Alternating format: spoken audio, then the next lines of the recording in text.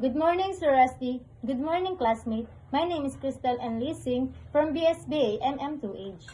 And my topic is about improving strategies in TQM. Total quality management, TQM, is a holistic approach to achieving sustained success through customer satisfaction. Effective TQM requires a continuous cycle of improvement and adoption.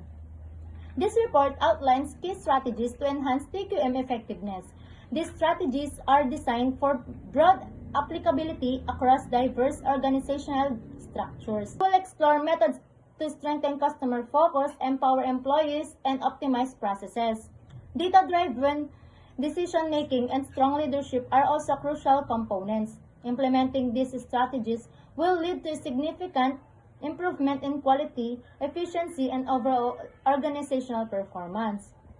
And I have two strategies for empowering employees. Training and development.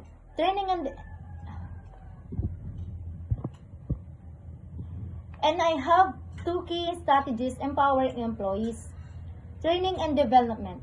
Training and development invest in comprehensive training programs that equip employees with the necessary skills and knowledge to contribute effectively in TQM initiatives.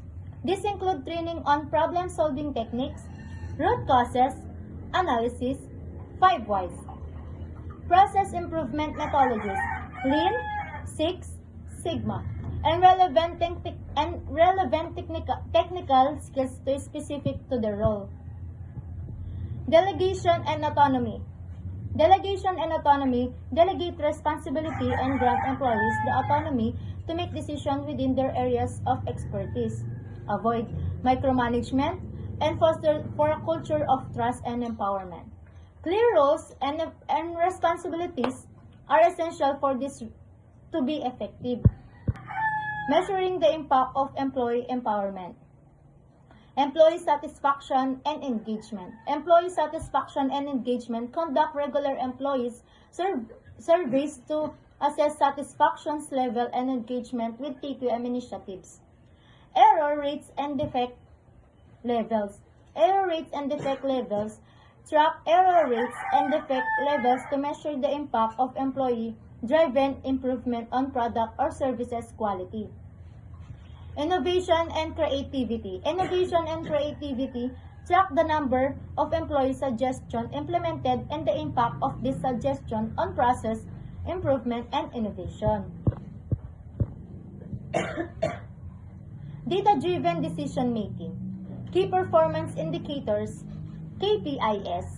Establish clear and measurable KPIs. Track progress towards TQM goals.